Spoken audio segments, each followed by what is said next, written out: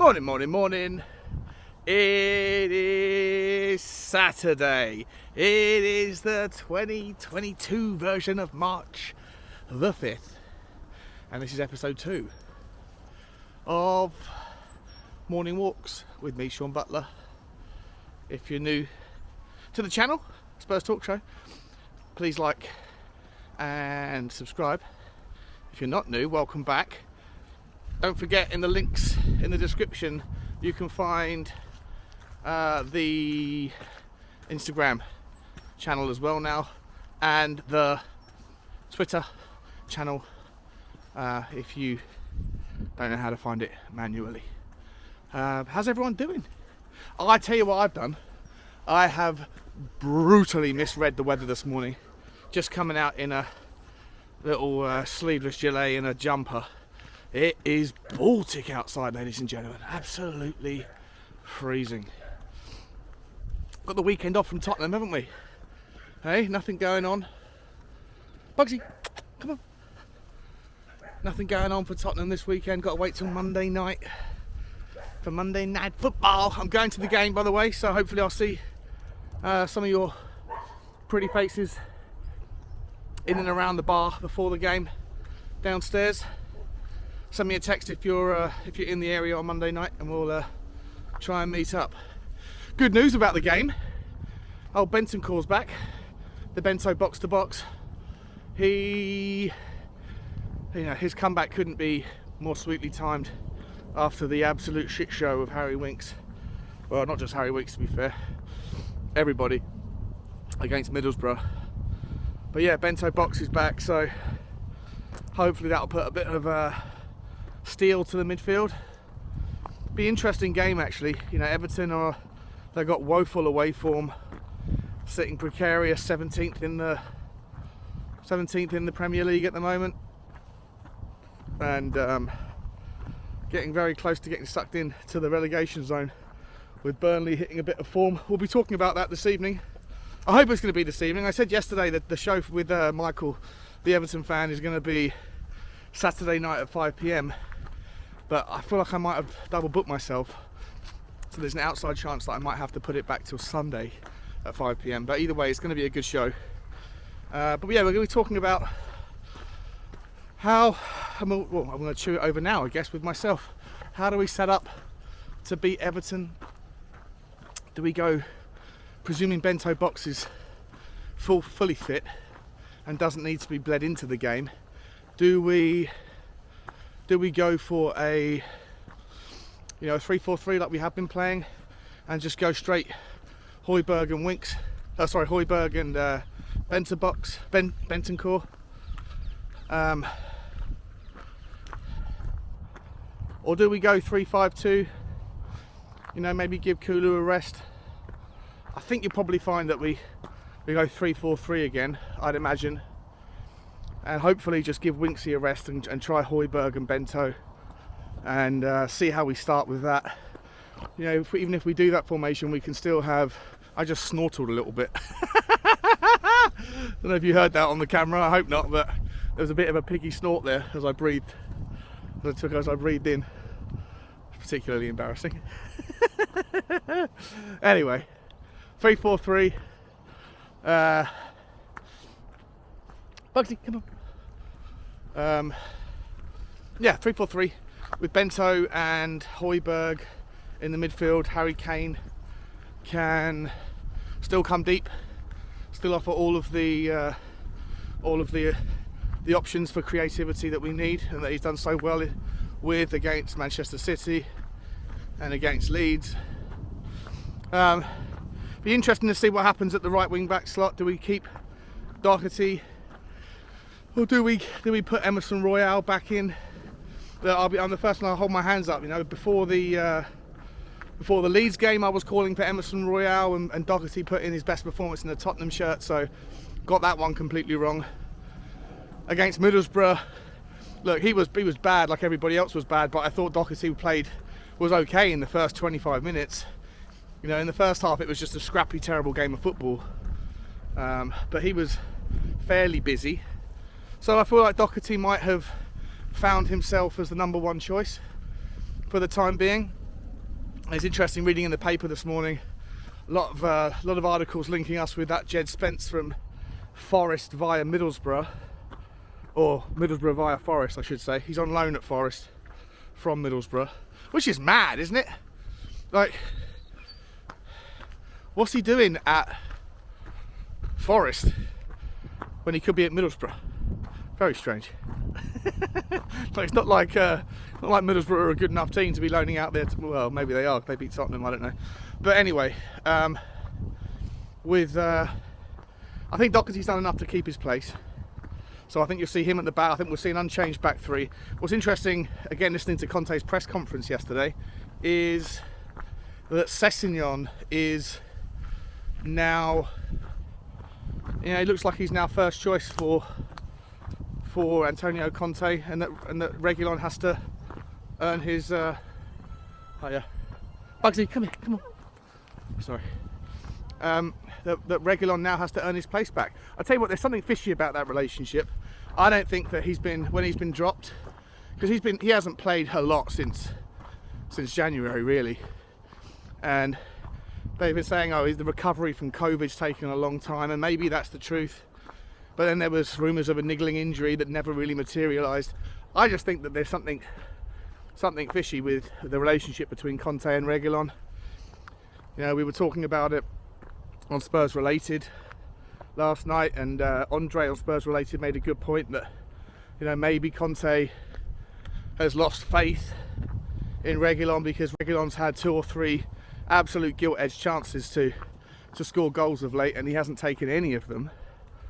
And well, maybe not of late, in the previous session that he had, and then maybe he's criticised him, gone after him, and maybe Reguilon's reacted badly. Maybe they've fallen out. Time will tell. But for me, Sessegnon isn't a good enough. He's not a good enough left wing back to take the spot. So he's not a good enough left wing back to take the spot from Reguilon yet. I think that Sessegnon's got a lot of potential, and he seems to be good against bigger teams. But he has the ability to be a little bit terrified of moving the ball forward too much. Even against Leeds, he got a lot of plaudits against Leeds because he was involved crucially in the first goal early on. But if you look at the statistics of that match, he didn't do very much after that. I think he only touched the ball 20 times in the entire game, and so and he gave the ball away. I think he only had 9 successful passes. I think he gave the ball away more times than he passed it successfully, from memory. Could be wrong about that, but the stats weren't particularly flattering. And so I just think, maybe there is something going on with Reguilon and Conte. Love to know what you guys think. If you think I'm talking out my bum, then let me know in the comments. And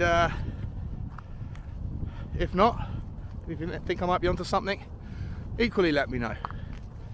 Apart from that, I think it's as you are, right? You're not going to drop Sonny, you're not going to drop Kane. A lot of people are calling for Sonny to be dropped at the moment.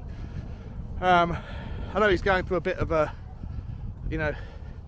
his touch hasn't been fantastic since he's come back from injury, but he does chip in with the goals.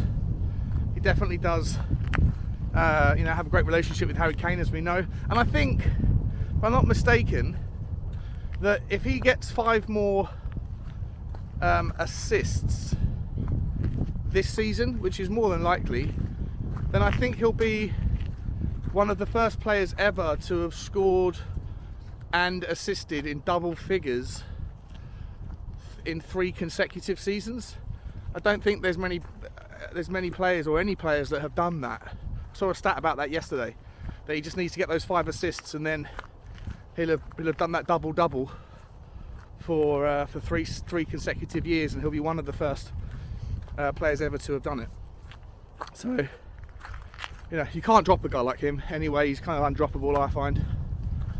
And you've got Harry Kane, obviously. So the 2 up front, if we do go to a 3-5-2, it'll be Harry Kane and Sonny, and then the 3 across the midfield would be, probably Bento, Højbjerg and Winksy, probably Sessegnon and Doherty, and then Davies, Romero and Dyer at the back with Hugo in goal.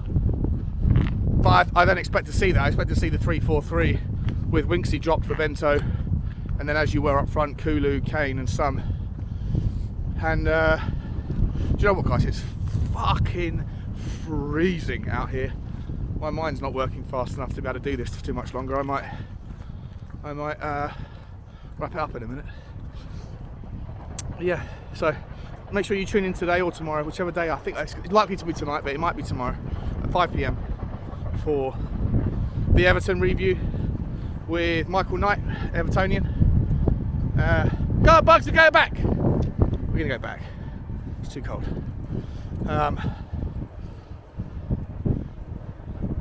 Yeah, where was I? Yeah, tonight or tomorrow, lunchtime, 5 o'clock for the review with the Everton game. Going to be interesting to talk to him about the financial fair play. I was looking at their stats last night. You know, they only spent £1.5 million in the summer on Demarai Gray. What an absolute bargain that guy was. £1.5 million for Demarai Gray. I mean, he's a quality player, and to have got him so cheap is a good bit of business, to, you know, considering they had all their financial fair play issues. You know, and I was looking at how much money they spent over the last 5-6 years since their chairman bought the club, and they have spent a lot of money on a lot of players. But you know, you see, they also sold Lukaku for like 78 million or 80 million, and they sold.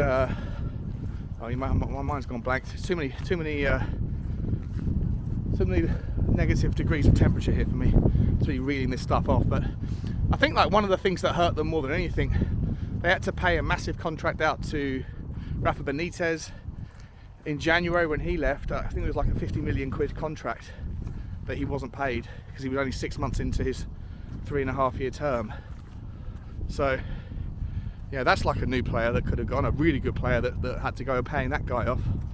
Also, you know, Gylfi Sigurdsson, you know, they spanked a lot of money on him, 45 million I think they paid for him. And you know, is he playing? Has he since he's had his troubles with you know, whatever it was, the child, you know, allegations of paedophilia or I'm not sure the detail there, but so yeah, Everton are in a world of trouble with their financial fair play. So hopefully we're going to talk to Michael about that this evening or tomorrow afternoon and see what he says, see how he feels about Everton's chances to stay up. You know, whether he thinks that Frank Lampard is going to come to Tottenham and play their usual style or play a specific style. I'm interested to know what he thinks about Donny van der Beek and Dele Alli, and what the future holds for Everton, whether they stay up or don't. You know, are they, at least for the time being, even if they stay up because of their financial issues, are they yesterday's also-rans and they won't be in the mix for the title for some years to come? I don't know, it'll be interesting. Also be interesting to see what he thinks of Tottenham. What he thinks, you know, it's always good to get an outsider's perspective of what he thinks of Daniel Levy, what he thinks of the Harry Kane situation and his behaviour during the summer. You know, it's curious, right? We spend a lot of time talking to Tottenham fans whose minds are made up on a lot of content topics, and you know, who maybe have felt certain ways about certain things for a long time. So it's interesting to get fresh eyes on topics. So should be a good chat. Tune in at 5 PM, but I'll let you know. I'll send out I'll update the notifications on YouTube as to whether it is today at 5 o'clock or tomorrow at 5 o'clock. But either way, like, share and subscribe. Thanks for listening to the morning walk. I think I've been walking now for 1.5 miles. I lost a pound, by the way, yesterday. So if you want to keep up to date with my weight loss journey, I was 13.5 stone when I moved back from America in December of 2018. So in 3 years I've gone from 13.5 stone to over 19 stone, 6 stone almost of weight I put on, from a little bit of health issues, but mainly just poor diet and lack of movement. and I peaked the other day at 19 stone 5, and so I've given up alcohol for Lent, and I'm going to hopefully go you know, the month without takeaways and that sort of stuff, and go walking every day. And I've only been doing it for 4 days. I've already lost a couple of pounds, so it's been a nice start to see the weighing scales go down for once rather than up. So share this journey with me as we try to shake the weight from lockdown. Either way, like, share, subscribe, and I'll see you later. And as always, guys, as always, bye bye.